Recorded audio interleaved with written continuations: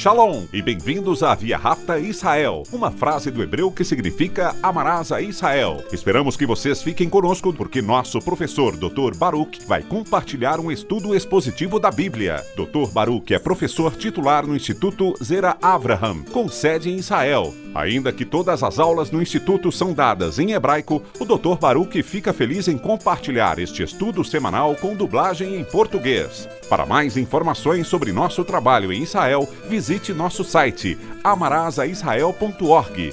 Fiquem agora com o Dr. Baruch e a aula de hoje.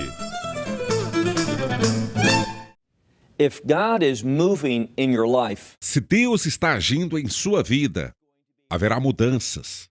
Haverá mudanças justas, onde sua vida se tornará mais condizente com a vontade de Deus.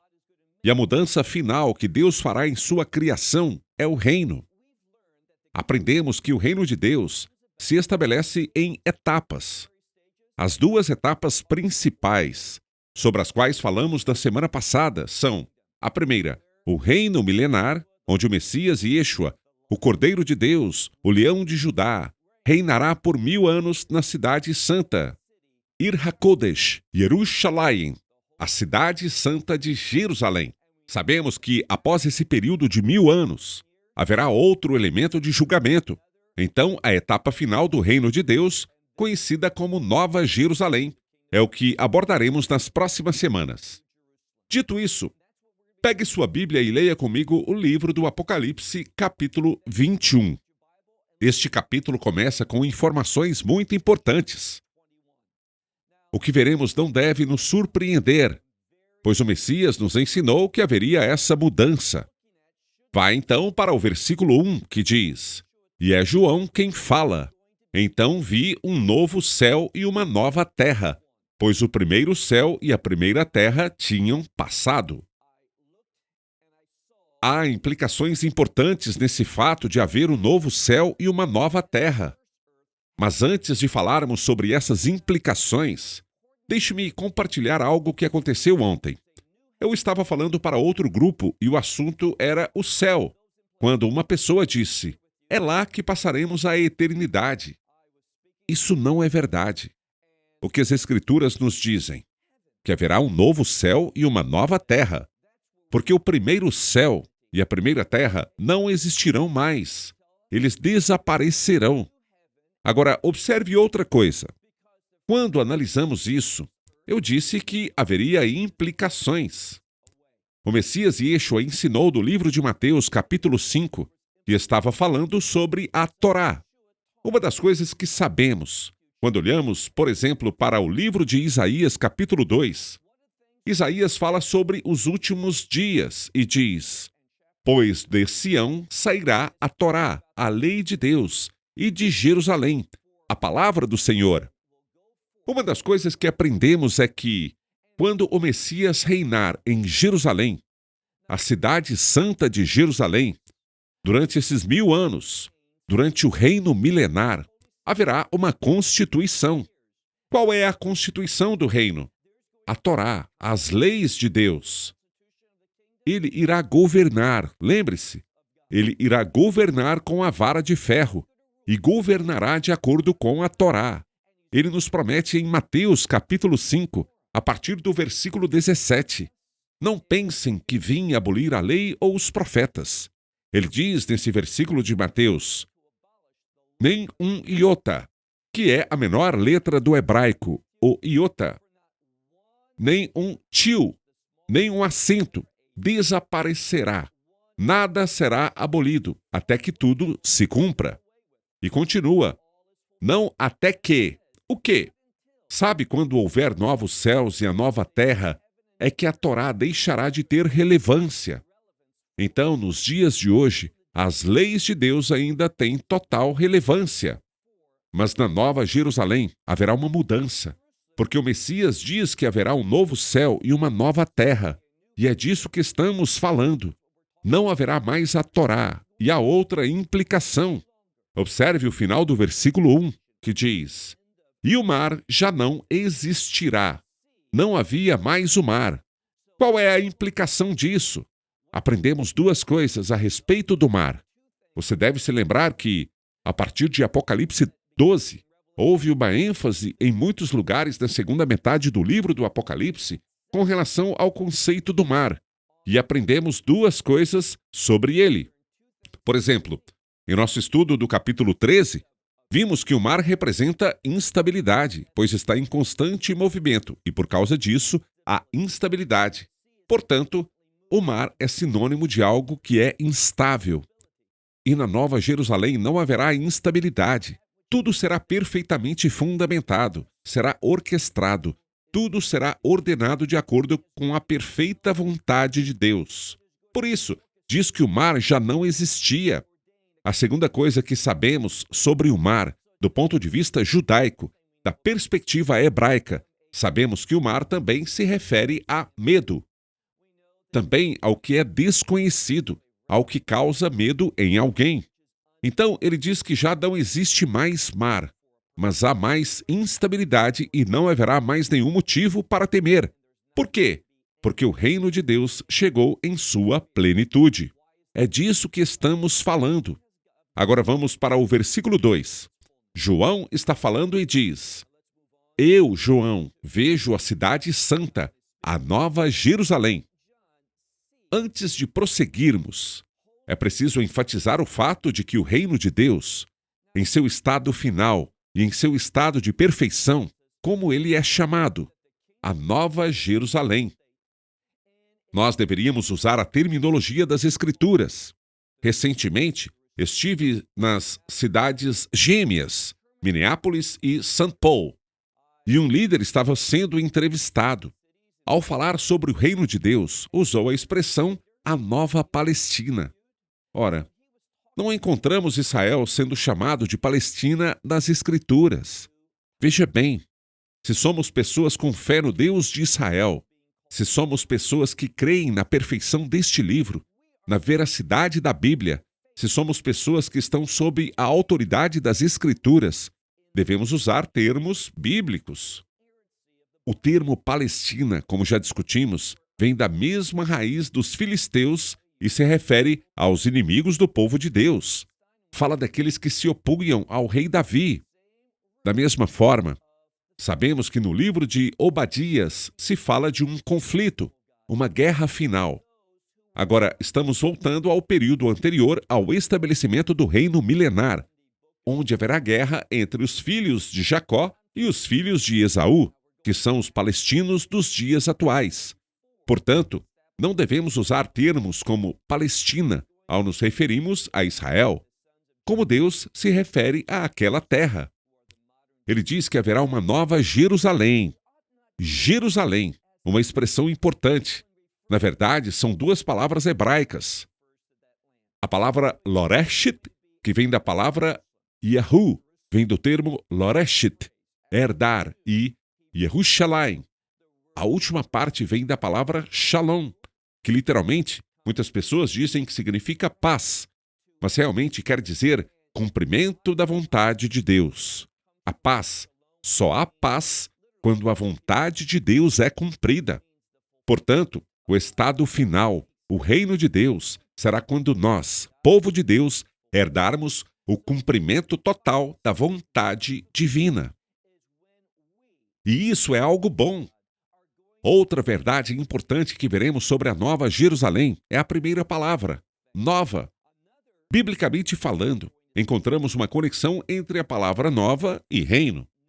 Daqui a pouco, o Messias nos ensinará que no reino de Deus haverá uma nova realidade.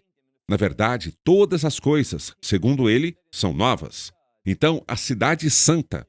Veja novamente o versículo 2. João está falando e diz: Eu vi a cidade santa, a nova Jerusalém, que descia do céu da parte de Deus. A passagem bíblica que me vem à mente quando ouço esse versículo é do livro de Tiago. É quando Tiago diz que toda boa dádiva e todo dom perfeito vem de Deus, dos céus e da terra. É isso que a Nova Jerusalém representa, um presente. Deus nos concede o reino. Nós não o conquistamos, não compramos. Foi um presente que Deus nos deu, um presente de perfeição. Há também essa relação entre a palavra shalom e a palavra perfeito. E você se pergunta, por quê? porque em hebraico a palavra perfeito é o termo mushlam, que vem da mesma raiz, shalom, que quer dizer preencher, tornar inteiro, completar, suprir o que falta ou que é insuficiente. E o que torna algo insuficiente em suficiente? A graça de Deus. Então, mais uma vez, ele diz: vi a cidade santa, a nova Jerusalém que descia do céu, da parte de Deus, preparada como uma noiva que foi enfeitada ou decorada para o seu marido. O que entendemos é, nós vemos a nova Jerusalém, para a qual usa-se termo noiva.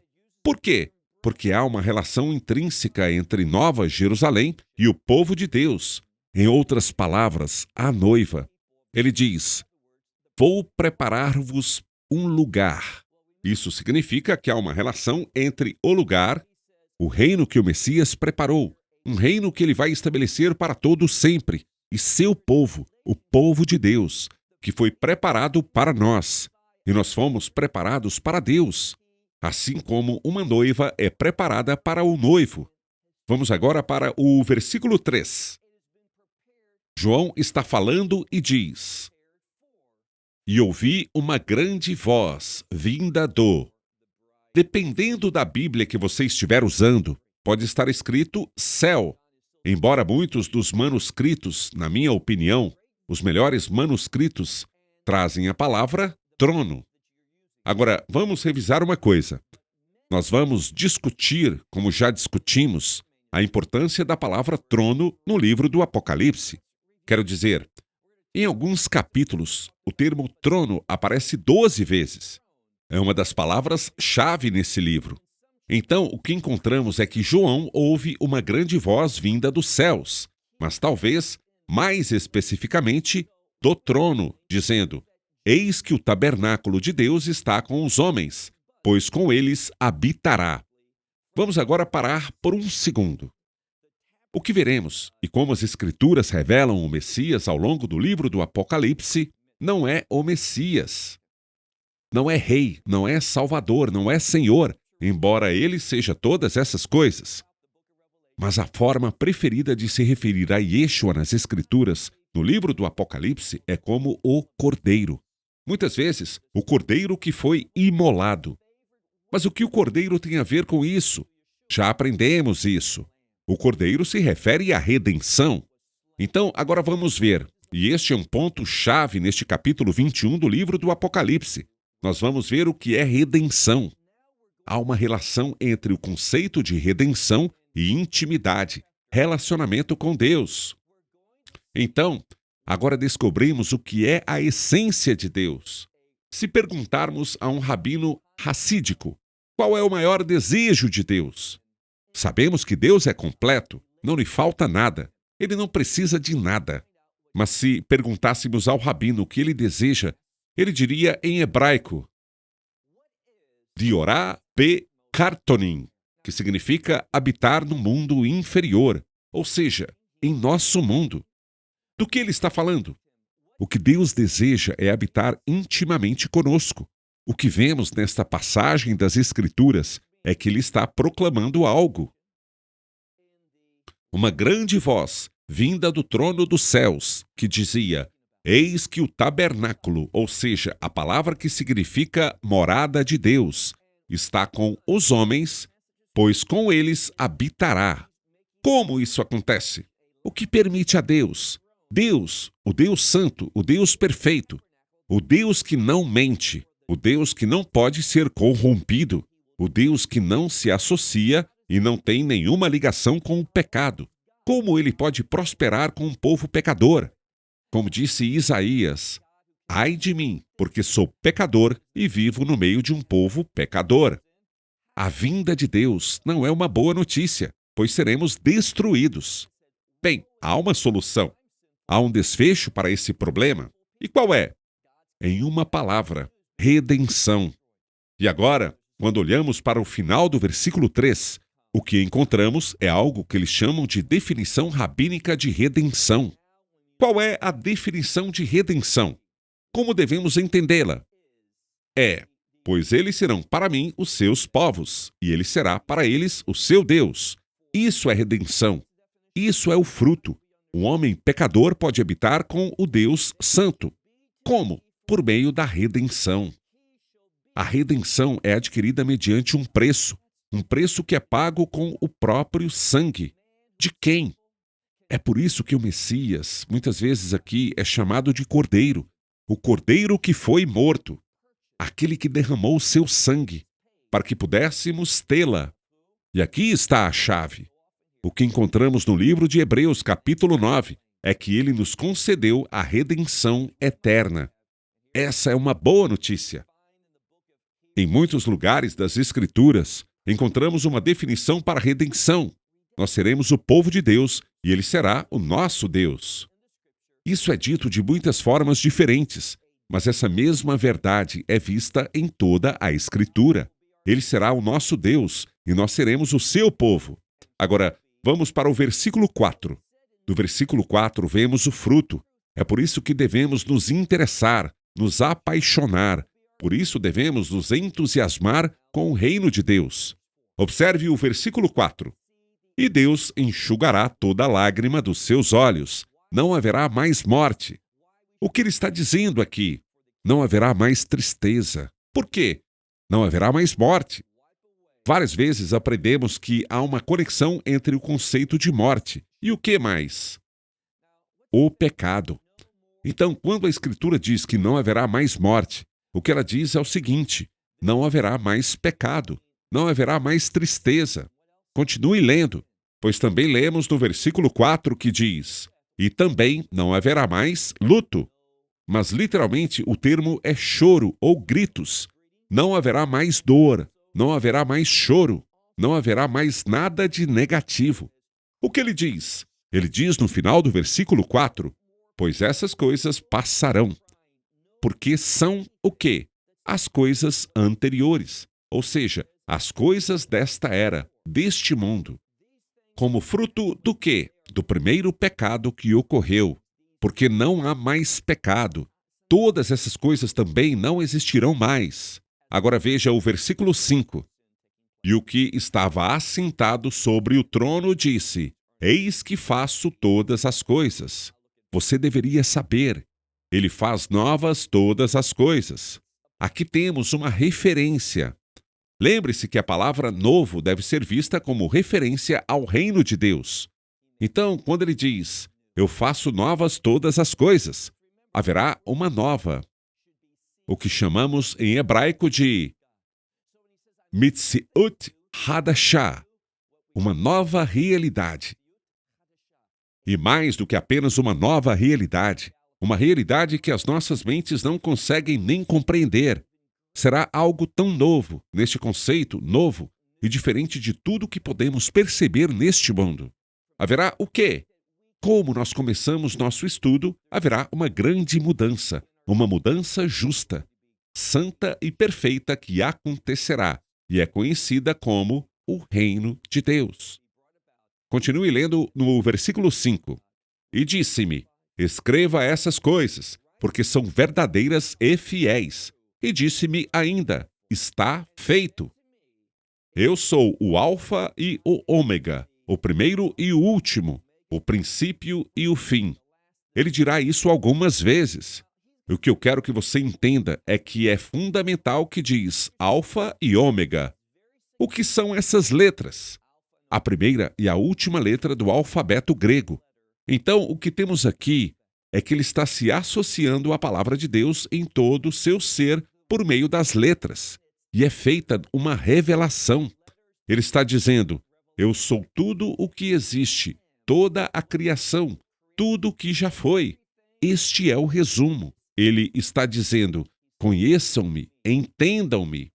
E ainda diz: eu sou o primeiro e o último, o princípio e o fim. E se vocês contarem, há 6 coisas ditas sobre ele: Alfa, Ômega, primeiro, último, princípio e fim. E por que 6? Porque 6 é sinônimo do conceito de graça, de amor compassivo, de misericórdia de Deus. Por isso, o que ele quer nos dizer é simplesmente: É pela graça de Deus que todas as coisas se tornam novas. Deixe-me repetir. É pela graça de Deus que o reino pode se tornar realidade. E o reino será realidade. A questão, a única que permanece incerta, é se experimentaremos esse reino ou não. Somente pela graça de Deus, que vem pela redenção, que acontece o quê? O derramamento do sangue do Cordeiro, que traz um relacionamento restaurado, onde podemos ser como povo e ele será o nosso Deus. Muito bem, vamos continuar, indo para o meio do versículo 6, que diz: Porque darei de beber a quem tiver sede, da fonte da água. Depois ele diz, da água viva. Já falamos que existe uma conexão entre a palavra água e... O que significa água? Satisfação. Quando alguém está com sede, com muita sede, anseia por água. É isso que realmente satisfaz. Portanto, haverá um aspecto de satisfação, uma satisfação eterna no reino de Deus. E se olharmos aqui, ele está falando sobre como ele é a fonte e como ele dá a vida. Como? Observe a última palavra do versículo 6. Ele dá a vida gratuitamente, sem custo. A expressão é Bechiná. Mas por que isso é importante? Porque, lembre-se, aprendemos, já falamos bastante que o livro do Apocalipse, com muita frequência, usa versículos, conceitos, frases e sentenças dos profetas. E é exatamente isso que ele fez aqui, no final do versículo 6, quando fala sobre os que têm sede, que bebam dos rios de água, das águas da vida, e que o façam gratuitamente. Do que ele está falando?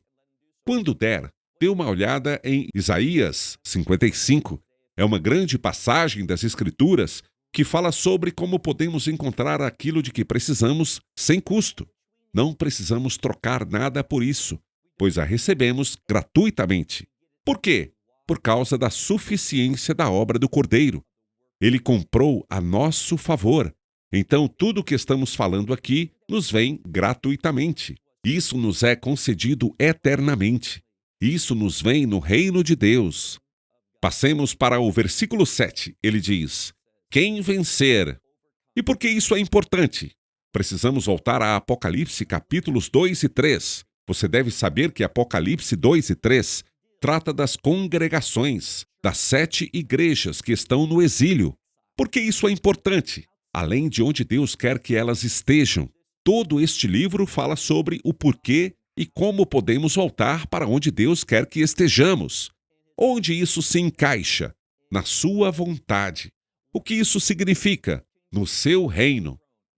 O que está no centro do seu reino? O seu trono. Veremos isso à medida que prosseguirmos na próxima semana e no próximo mês, com relação à Nova Jerusalém. No centro está aquela mesma palavra, o trono. A que ela se refere? Ao governo de Deus. Deus quer que estejamos com Ele, vivendo sob o seu governo.